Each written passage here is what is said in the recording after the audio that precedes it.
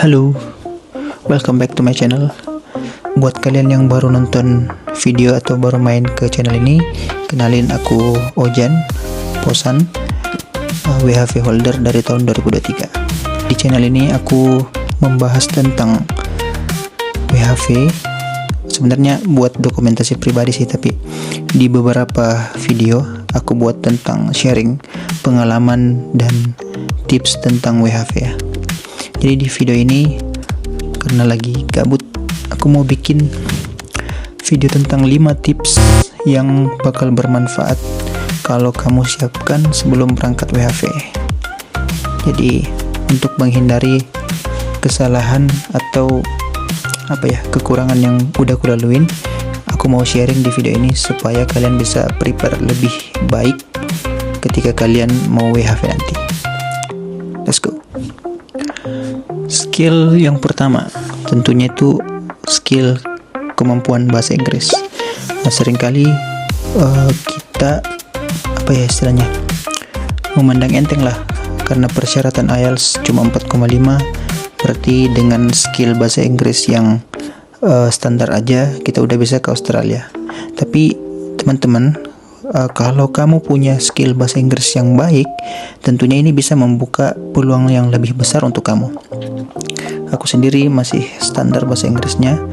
Ketika kamu punya skill bahasa Inggris, kamu bisa melihat opportunity lain, mencari pekerjaan yang lebih tinggi secara rate atau lebih baik secara job desk-nya, dan lebih santai, tidak mengandalkan fisik ya, karena mostly WHV kan kita kerjanya sebagai blue collar ya begitu.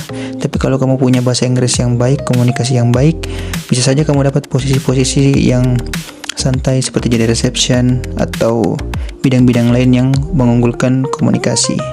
Jadi jangan berpikir bahwa cukuplah dengan bahasa Inggris standar pergi ke Aussie. Alangkah lebih baiknya ketika kalian bisa komunikasi dengan bahasa Inggris yang lebih mumpuni seperti itu. Jadi kalian bisa baca peluang kerja, kalian bisa berkomunikasi dengan bagus. Itu menjadi keuntungan tersendiri lah buat kalian. Jadi skill nomor pertama, improve your English. Skill yang kedua adalah skill beradaptasi dan problem solving.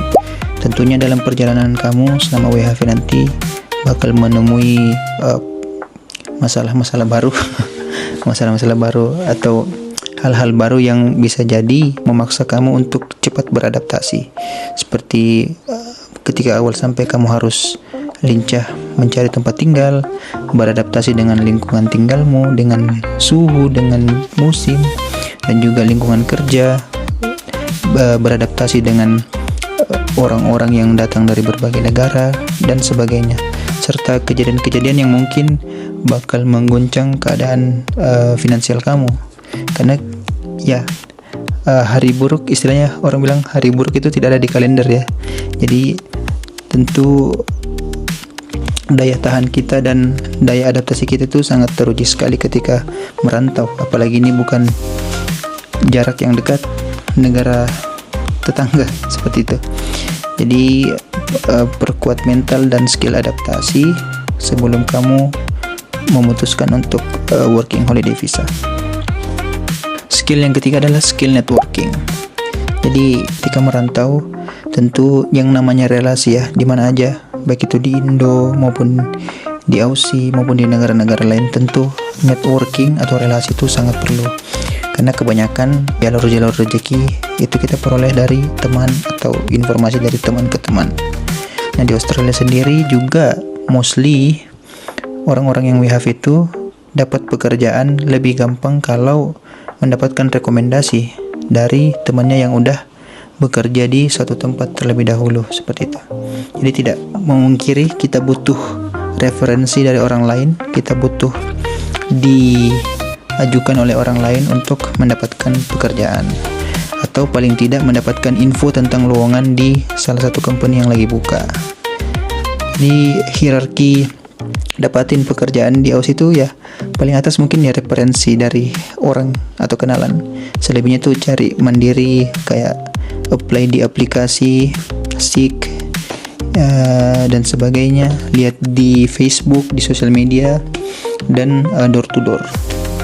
Nah, jadi skill networking, perbanyak teman dan perbanyak relasi ketika kamu mau merantau dan bekerja di Australia.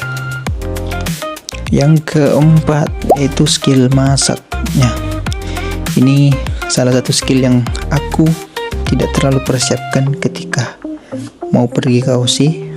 Jadi sebaiknya kamu teman-teman yang apalagi yang belum bisa masak, minimal belajar masak dulu lah sebelum ke Aussie. Karena biaya hidup di Aussie itu mahal banget. Kalau kamu mau ngandalin makan di luar itu bakal mengambil banyak budget di pengeluaran kamu dalam seminggu. Jadi usahakan belajar masak dulu sebelum merantau lah. Ya minimal lauk-lauk sederhana seperti itu. Setidaknya kita bisa saving lebih banyak. Nah, skill masak juga menurutku ini menunjang buat networking gitu. Karena kalau kamu jago masak kan bisa masakin buat teman atau kenalan seperti itu. Jadi menambah relasi lewat skill-skill seperti ini. Skill masak juga bisa menjadi peluang penghasilan lain. Misalnya kalau kamu lagi day off, kamu bisa buat kayak pre-order masakan tertentu, bikin nasi kuning, bikin makanan-makanan Indo lah seperti itu, bikin kue lebaran. Jadi skill masak itu salah satu skill yang menurutku penting kamu siapin sebelum berangkat ke Aussie. Dan yang terakhir, soft skills. Jadi ini mungkin agak mirip dengan skill keempat tadi masak. Jadi kalau kamu punya skill tambahan, baik itu dari pengalaman kerjamu sebelumnya atau ya skill yang kamu kembangin sendiri, seperti misalnya kamu jago mangkas rambut. Wah, ini barber ini luar biasa sekali ya, bermanfaat. Kamu mangkas rambut kamu sendiri, itu udah bisa saving pengeluaran. Kamu bisa mangkas rambut temenmu, mungkin minta traktir aja kopi atau segala macam. Jadi sangat berguna baik untuk diri sendiri maupun untuk orang lainnya. Bisa jadi sumber penghasilan lain juga.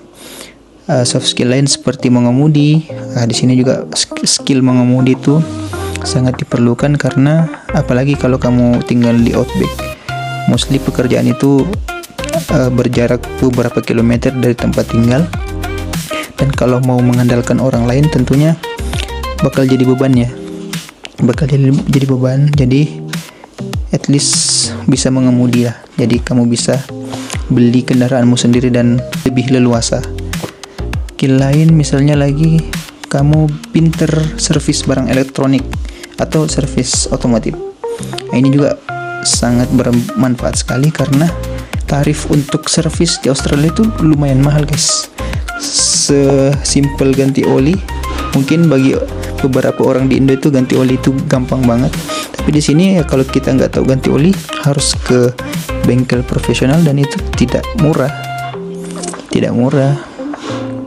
Kamu bisa menyimpan lebih banyak dana budget ketika kamu pinter servis motormu sendiri, servis mobilmu sendiri, atau kamu ya kembali lagi bisa jadi passive income, jadi alternatif income kalau kamu bisa servisin mobil orang seperti itu dan sebagainya.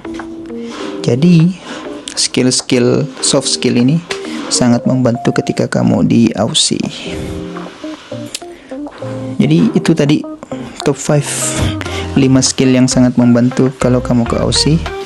Jadi video ini singkat aja. Kalau ada tambahan dari teman-teman yang udah WHV atau ada pertanyaan, taruh di kolom komentar, kita bahas bersama. Kalau ada request pembahasan juga silahkan taruh di kolom komentar, kita bahas di video selanjutnya. See you, thank you for watching.